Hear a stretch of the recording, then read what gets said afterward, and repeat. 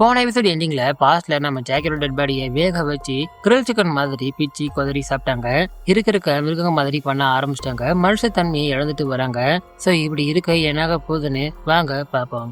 இது உங்கள் film ஜென்மன். Subscribe பண்ணாதவங்க சப்ஸ்கிரைப் பண்ணிக்கோங்க. அப்படியே லைக் பட்டனையும் தட்டி விட்டுருங்க. சரி வாங்க ஸ்டோரிக்குள்ள போயிடுவோம். ஜாக்கியோட டெட் பாடியை எல்லாரும் பிச்சு கொதறி சாப்பிட்டதை பார்த்தோன்னே கோச்சால தாங்க முடியல. அதை ஏத்துக்க முடியாம அவர் படுக்கிறாரு. ஆனா தூக்கம் வரல. அவங்க சாப்பிட்றதே அவருக்கு முன்னாடி வருது. உடனே அதை மறக்க இவரோட பாய் ஃப்ரெண்டோட பேசிட்டு ஒன்னா இருந்ததை நினைச்சு பாக்குறாரு. அப்படியே கட் பண்ணா வெளியே ஜாக்கியோட மிச்ச மீதி இருக்கு. அதை நட்டாலி ரொம்ப சோகமா உட்காந்து பாத்துட்டு இருக்கா. அப்ப டைஸா கேஷுவலா வெளியே வரா. அவ ஜாக்கியோட எலும்புகளை பார்த்தோன்னே ஷாக் ஆகிடுறா. யார் இதை பண்ணதுன்னு கேக்குறா. கிட்ட போயிட்டு யார் இதை பண்ணது என்னது அப்படின்ட்டு கத்துறா. உடனே நட்டாலி அவளை கண்ட்ரோல் பண்ண ட்ரை பண்றா. உடனே சத்தம் கேட்டு வெனேசாவும் வெளியே வந்துடுறா. வெனேசா கிட்ட டைஸா எதோ ஒண்ணு ஜாக்கியை வந்து சாப்பிட்டு போயிருக்கு என்னன்னு பாரு அப்படின்ட்டு கத்துறா. உனக்கு என்ன பைத்தியமா, நாம தான் அவளை சாப்பிட்டோம் அப்படின்னு வெனேசா சொல்ல, இல்ல நான் சாப்பிடல அப்படின்ட்டு நம்ம அம்மா சொல்றா. என்னடி உளர்ற, எனக்கு பக்கத்துல உட்காந்துக்கிட்டு நீ தான் ஒரு கட்டு கட்டின மறந்துட்டியா அப்படின்னு கேக்குறா. அதை கேட்டோன்னே டைஸாக்கு கொமாட்டிட்டு வருது. அப்படியே சைட்ல ஜாக்கியோட டெட் பாடியோட கண்டிஷனா காட்டுறாங்க. பாடியே இல்ல, வெறும் எலும்புகள் மட்டும்தான் இருக்கு. அது மட்டும் இல்லாம முகத்தையும் கிட்ட காட்டுறாங்க. முகத்தையும் கடிச்சு கொதறி வச்சிருக்காங்க. டைஸா இல்ல இதெல்லாம் கனவு கனவு அப்படின்ட்டு அழுதுட்டு உளர்றா. என்னடி ஆச்சு உனக்கு, நைட் நடந்தது எதுவுமே உனக்கு சத்தியமா ஞாபகம் இல்ல, நீ தாண்டி அவளோட முகத்தை கடிச்சு கொதறி சாப்பிட்ட அப்படின்னு வெனேசா சொல்றா. அதை இமேஜினேஷன் பண்ணி பார்த்தோன்னே இன்னும் அவளுக்கு கொமடிட்டு வருது. டைஸாக்கு நைட் நடந்தது எதுவுமே ஞாபகம் இல்ல, நாம தப்பு பண்ணிட்டோமே அப்படின்ட்டு நினைச்சு கதறி ஆறா.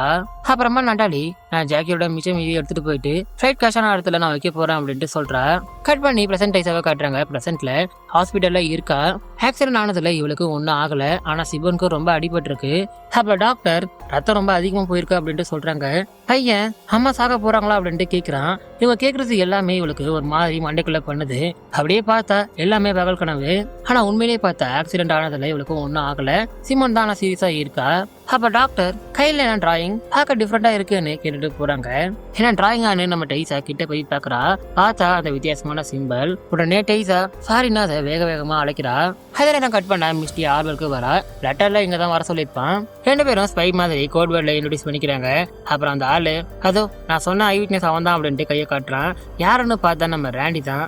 தலைவனை பார்த்தோன்னே மிஸ்டி பயந்து உள்ள ஓடிடுறா. டேய் அவன் என் ஸ்கூல் ஃப்ரெண்ட்ரா, அவனை விட்னஸ்ன்னு கேட்கறா.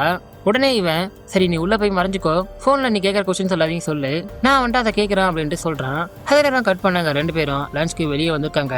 அப்ப நம்ம ஜெஃப் இன்டெரக்டா ஆடமோட இருந்த அந்த அஃபேரை பத்தி கேட்கறான். ஆனா ஷானா பேசியே கவுத்துடுறா. அப்புறமா லஞ்சை முடிச்சுட்டு கிளம்புறாங்க. அப்ப பேசிக்கிட்டு காரை ஓட்டிட்டு போறாங்க. ரோட்டை கவனிக்கல. அப்ப ஒருத்தன் திடீர்னு குறுக்க வந்துடுறான். இடிச்சிடுறாங்க. ஐயா அவனுக்கு என்னாச்சு அப்படின்ட்டு இறங்கி வராங்க. பார்த்தா பயபுள்ள கண்ணை காட்டி கார் சாவியை கொடுங்கன்னு மிரட்டுறான். ஜெஃப் பயந்துடுறான். ஆனா உடனே ஷானா கண்ணை புடுங்கி அவனையும் மிரட்டுறா. ஆனா ஜெஃப் ஷானா கையில கண்ணை பார்த்தோன்னே பயந்து கண்ணை கீழே போடுன்னு திட்டுறான். அதுக்குள்ள திருடன் காரை அபேஸ் பண்ணிட்டு போயிடுறான். ஷானா கார் போச்சுன்னு கத்துறா. ஆனா ஜெஃப் நீ ஏன்டி கண்ணை கையில எடுத்த அப்படின்ட்டு கத்துறான். அப்படியே கட் பண்ணா லாட்டி நடாலியை கூட்டிட்டு வந்து ஹாபிகல்ச்சரா காட்டுறா. அப்ப லாட்டி ராணி தண்ணி பிறந்தோன்னே கூட இருக்க பிறக்காத ராணி தண்ணியோட முட்டைகளை கண்டுபிடிச்சி அடிச்சிடும். அதனாலதான் எனக்கு ராணி தேனினா ரொம்ப பிடிக்கும் அப்படின்ட்டு சொல்றா. அதுக்கு நட்டாலி உனக்கு பிடிக்காம இருந்தாதான் ஆச்சரியமேனு சொல்லிட்டு போறா. கட் பண்ண அங்க பாஸ்ட்ல நம்ம ஜாக்கியோட மிச்ச மீதியை பேக் பண்ணிட்டு இருக்கா. அப்ப லாட்டி தண்ணியில அவளோட ஒரு துளி ரத்தத்தை விட்டு அதை கொண்டு வரா. இதை குடிச்சிட்டு போ, அப்பதான் நீ சேஃபா திரும்புவ அப்படின்ட்டு சொல்றா. ஆனா நட்டாலி வேணாம்னு சொல்லிட்டு அதை எல்லாத்தையுமே பேக் பண்ணிட்டு அங்க இருந்து கிளம்புறா. அத ஷானா ரொம்ப சோகமா உட்காந்து பாத்துட்டு இருக்கா. அப்ப நட்டாலி கிட்ட வந்து ஆறுதலா பேசுறா. அப்ப ஷானா நான் என் கண்ட்ரோல்லயே இல்ல, என்ன நினைச்சா எனக்கு ரொம்ப பயமா இருக்கு அப்படின்ட்டு ரொம்ப ஃபீலிங்கா பேசுறா. அதுக்கு நாட்டி ஏன் தேவையில்லாம கவலைப்படுற, இங்க பாரு நீ கவலைப்படாம இருக்க என்கிட்ட ஒரு ஐடியா இருக்கு அப்படின்னு சொல்ல. அதுக்கு ஷானா என்னன்னு கேக்குறா. என்னன்னு பார்த்தா வளைகாப்பு ஃபங்க்ஷன் நடத்த போறாங்க. கட் பண்ணா பிரசன்ட்ல நம்ம ரேண்டிய இவன் கேள்வி மேல கேள்வி கேட்கறான். மிஸ்டி போன்ல இன்ஸ்ட்ரக்ஷன்ஸ் கொடுக்குறா.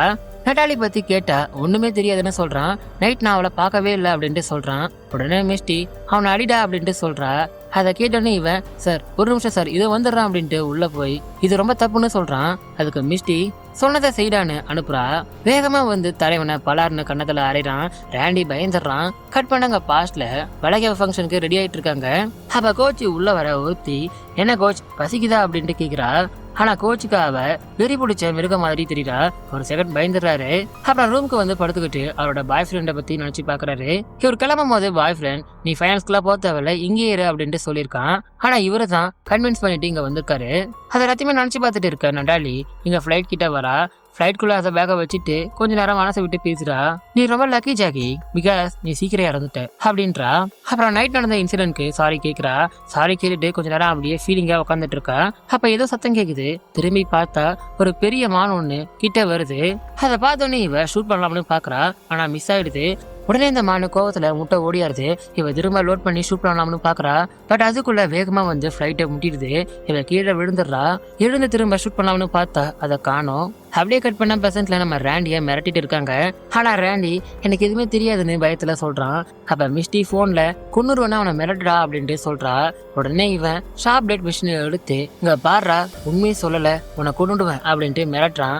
உடனே ரேண்டி, சார் நாளைக்கு நைட் நடாலிய பாக்கல, ஆனா வீட்டுக்கு முன்னாடி பர்பிள் கலர் ட்ரெஸ் போட்டுக்கிட்டு ஏதோ யூனிஃபார்ம் மாதிரி போட்டுக்கிட்டு சில பேர் வந்து போனாங்க, அது மட்டும் தான் சார் எனக்கு தெரியும், வேற எதுவுமே தெரியாது அப்படின்ட்டு சொல்றான். அதை கேட்டோடனே மிஸ்டி சரி அவன் போட்டோன்னு சொல்றா. பாஸ்ட்ல நம்ம வெனிசா தூங்காம டைசாவையே பார்த்துட்டு இருக்கா. அப்ப உடனே டைசா எழுந்து தைராளத்துமே அவுக்குறா. அப்ப உடனே வெனிசா நானும் அவன் கூட வரேன்னு சொல்றா. ரெண்டு பேரும் கிளம்பி வெளியே போறாங்க. டைசா நார்மலா இல்ல. அவகிட்ட வெனிசா எங்கடி போற, எங்கடி என்ன கூட்டிட்டு போற அப்படின்ட்டு கேக்குறா. அதுக்காக அவ அவனை ஃபாலோ பண்ணிட்டு பின்னாடியே போனான். அதை இப்ப நான் ஃபாலோ பண்றேன் அப்படின்ட்டு சொல்றா. வெனிசாவுக்கு ஒன்னும் புரியல. யார் அவங்களாம் அப்படின்ட்டு கேக்குறா. கண்ணு இல்லாத அந்த ஆளை அவ ஃபாலோ பண்ணிட்டு போனான். அவன் அவளுக்கு எதையோ உன்னை காட்டினான். அதை கேட்ட வெனிசா சரி அவ யாரு நானா அப்படின்னு கேக்குறா. இல்ல அது டைசா. அதை கேட்டனே வெனிசா ஷாக் ஆகிடுறா. அப்ப நீ யாரு அப்படின்னு ஷாக்ல கேக்குறா. உடனே டைசா திரும்பி நின்னு முறைக்கிறா. அப்புறம் வெனிசாவை கூட்டிட்டு வந்து அந்த சிம்பிள் இருக்க இன்னொரு மரத்தை காட்டுறா.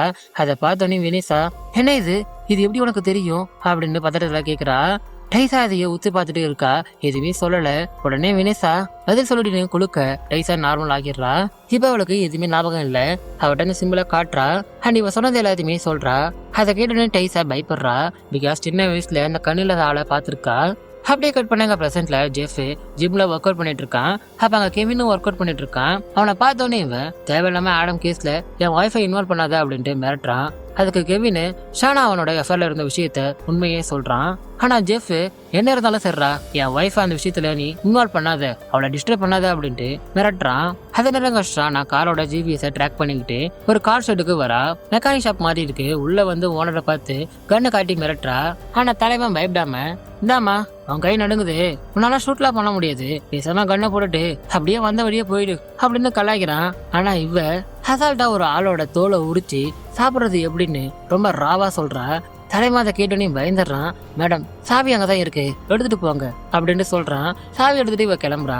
கட் பண்ணாங்க பாஸ்ட்ல வளைகால் ஃபங்க்ஷன் நடந்துட்டு இருக்கு. எல்லாரும் அவங்கவுங்க கையாலேயே பண்ண பிரசன்டேஷன்ஸ் எல்லாம் கொடுக்குறாங்க. அப்ப மிஸ்டி டிராமா பிளே பண்றா. கூட ஒருத்தி ஹெல்ப் பண்றா.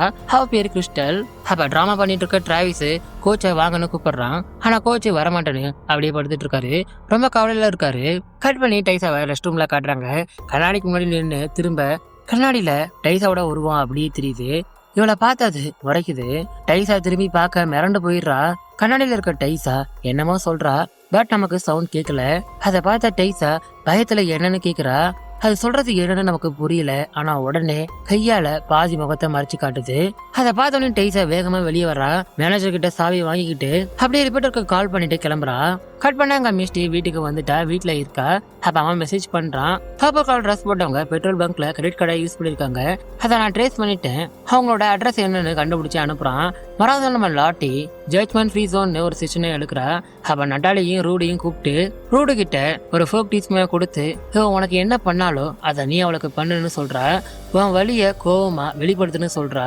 ரூடு நட்டாலியை பார்த்து கோவமா அந்த டீஸ்பூனால குத்துற மாதிரி வரா.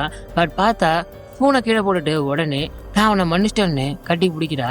கட் பண்ணாங்க பாஸ்ட்ல நம்ம ஷானாக்கு லாட்டி ஒரு போர்வையை கொடுக்குறா. அதுல அந்த வித்தியாசமான சிம்பிளை எம்ப்ராய்டிங் பண்ணி வச்சிருக்கா. அதை பார்த்தோன்னே நட்டாலி ஏன் இந்த சிம்பிள் அதில் ஆட் பண்ணு கேட்கிறா. அதுக்கு லாட்டி இதுதான் நம்மளை காப்பாத்துது, உனக்கு தெரியாது அதை பத்தி அப்படின்ட்டு சொல்றா. உடனே நட்டாலி அந்த போர்வையை புடுங்க மேரி அதை தடுக்கிறா. எல்லாரும் நம்ம லாட்டிக்கு சப்போர்ட் பண்றாங்க. அவளை கடவுள் அவளுக்கு பேசுறாங்க. அப்படியே பேசிட்டு இருக்க ஷானாக்கு மூக்குல இருந்து ரத்தம் வருது. உடனே மேல இருந்து நம்ம கல் விழுற மாதிரி சத்தம் கேக்குது. தப்பு தப்புன்னு என்னமோ விழுது. உடனே பயத்துல என்னன்னு வெளியே வந்து பாக்குறாங்க.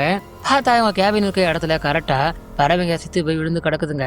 அதை பார்த்தோன்னே மிரண்டு போயிடுறாங்க. அப்ப நட்டாலி காய்ஸ் இதை யாரும் தொடாதீங்க, ஏதாவது நோயால இறந்திருக்கும் அப்படின்ட்டு சொல்றா. ஆனா லாட்டி கடவுள் நம்மள ஆசீர்வாதம் பண்ணிருக்காருன்னு சொல்றா. உடனே எல்லாரும் சேர்ந்து அந்த இறந்து போன பறவைகளை எடுத்து இவன் முன்னாடி வரிசையா அடுக்குறாங்க. அப்படியே இந்த எபிசோட் முடியுது. இதுக்கப்புறம் என்ன ஆக போகுதுன்னு நெக்ஸ்ட் எபிசோட்ல பார்ப்போம். Thank you guys.